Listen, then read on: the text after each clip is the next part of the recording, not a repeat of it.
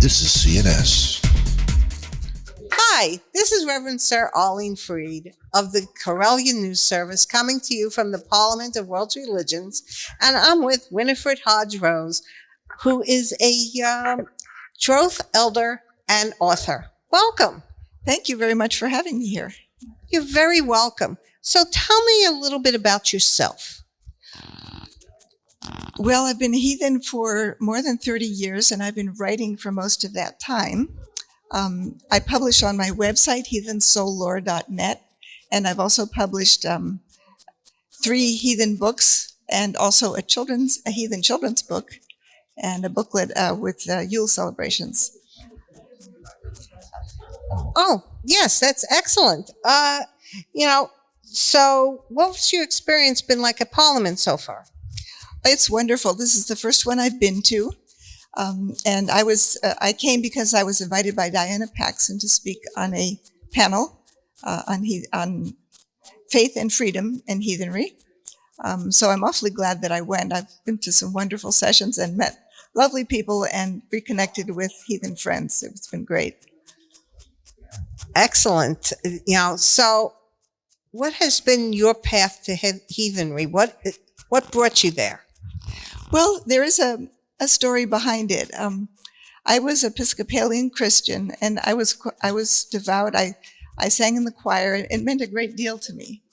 But I started having issues. One of the main things was the lack of feminine representation in the Godhead. Another one was the idea that humans are a special creation, that we're outside of nature or other than nature, which I simply don't agree with. But the interesting thing that got me off that path was a Jewish friend who went on a trip to Israel, and he came back and he said, "Oh, I know you want to hear all about what I saw in the Holy Land." And I remember thinking, but that's not my Holy Land. Why would I want to hear about it? And then I thought, well, he knows I'm a Christian. Of course, he would assume that would be important to me. So I went away after that conversation and started thinking, if the Christian Holy Land isn't my Holy Land, where is my Holy Land and why is it different? And so I started exploring that in my spirit and realizing it's the landscapes of Northern Europe that hold holiness for me. And then I started having some dreams of the Norse deities that were kind of pushing me in the direction. Actually, I didn't want to go there first, but they kept at it. And then I finally read the book, The Well and the Tree by Paul Bauschatz. And I had been looking for years and years for a form of philosophy. I'd taken philosophy courses and I never agreed with any of them. This book I agreed with. It was like my picture of what the universe is all about and what it's like. So that was it for me, and I stepped into that. And so it was almost more philosophy than religion that brought me in. Thank you. That's a very interesting story, how people just drift into what suits to them. And may I ask, what exactly is heathenry? Probably everybody might have a different answer. For me, it's a faith in a certain set of pantheons, not only one pantheon, because they were somewhat different in the different Germanic tribal federations or individual tribes, but a set of deities, a worldview, a history where they were kind of connected together, and things that happened with one affected the other one. They interacted together, cultural interactions, and very much the linguistic aspects of language. I speak German very well, and I taught myself to read Anglo-Saxon, Old High German, Gothic, and to struggle with Old Norse. And the reason for that was so that I could read the old writings and learn the old words in context. So for me, language is a big part of it. Now, there are some misconceptions about heathenry. There are a lot of people who feel that heathens have a very racist view. And I'm just wondering how you feel about that. Some of them certainly do. And anything having to do with hostility, antagonism, unfairness to other people, I completely reject, and I think my co-religionists are right when they say that this was not part of the original worldview by any means. I can understand the feeling that some people have that their ethnicity is important, because people all around the world feel that. Native Americans feel that, all that people in different African tribes, South Asian, everything. It's important to people, and for some people, it's more important than others. If this sense connects you to meaningful roots, but doesn't prevent you from feeling kinship with other people, then I can totally understand that. If it means that you close yourself off from others and consider yourself better or worse, that's not right. So. Thank you for clearing that up. It's very much appreciated. And, it's sad that there are so many people out there who follow that path, so, I understand that, since you're an author, what are some of the books that you have written? The first book I wrote, actually it's 2 books, 2 volumes of the same book. It's called Heathen Soul Lore Foundations, and the subtitle is Ancient and Modern Germanic Pagan Concepts of the Souls. More than 20 years of research went into this, and it's the reason that I started learning these ancient languages.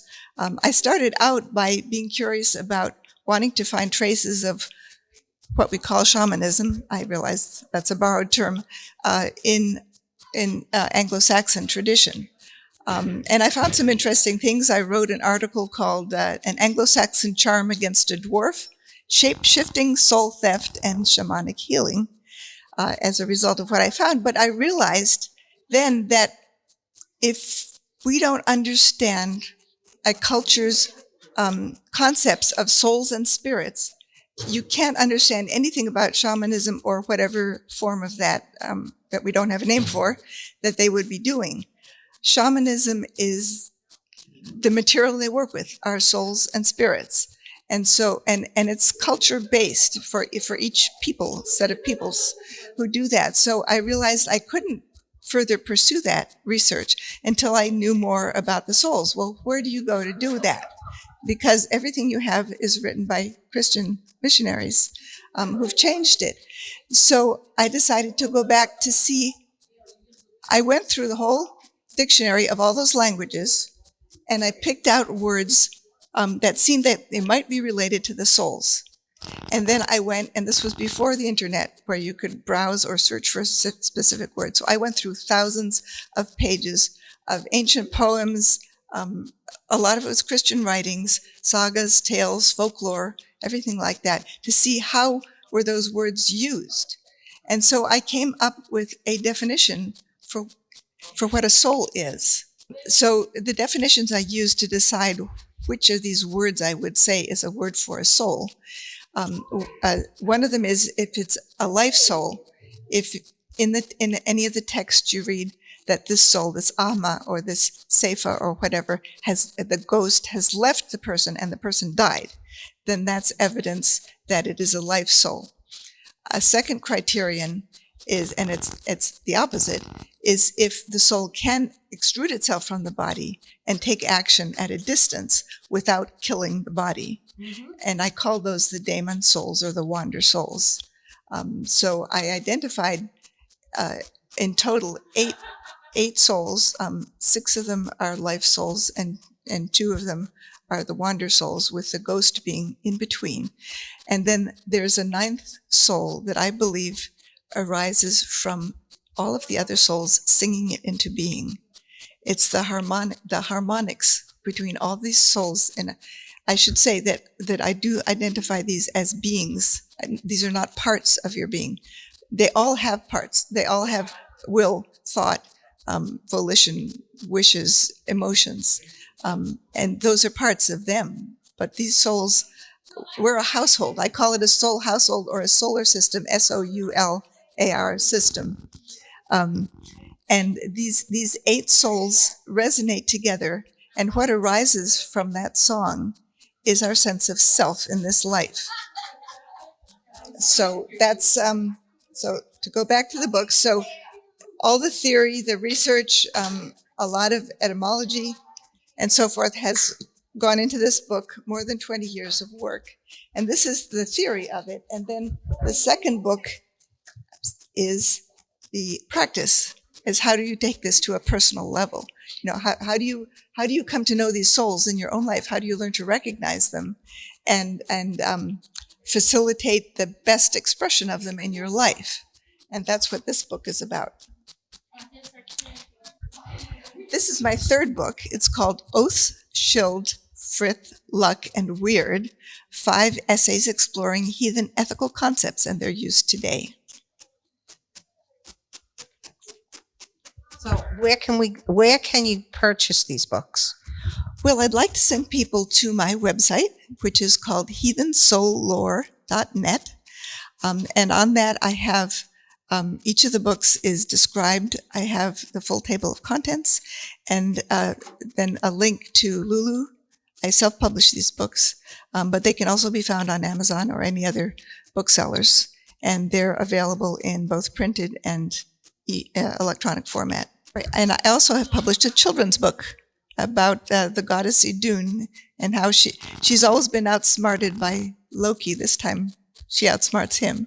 So it's called Idun's Trees, a new tale of the goddess Idun.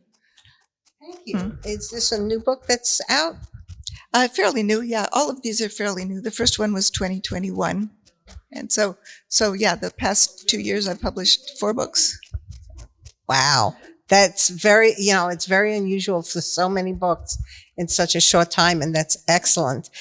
So, do you have any future projects? Yes, I'm working now with a heathen colleague on a book about Orlog. And I'm also putting together a book of my writings about the deities and spiritual life that I'm calling Wandering on Heathen Ways. So those will be done when they're done. I'm working on them.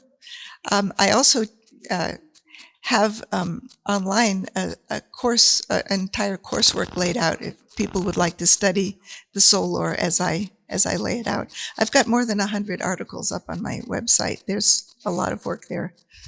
And what is that website? heathensoulllore.net. This has been Reverend Sir Arlene Fried of the Correllian News Service, coming to you from the Parliament of World Religions. And I'd like to say thank you very much, Winifred, for joining us today. Thank you for this opportunity, and it's lovely to meet both of you, too. Thank you so much. And back to you, and thank you for joining us today.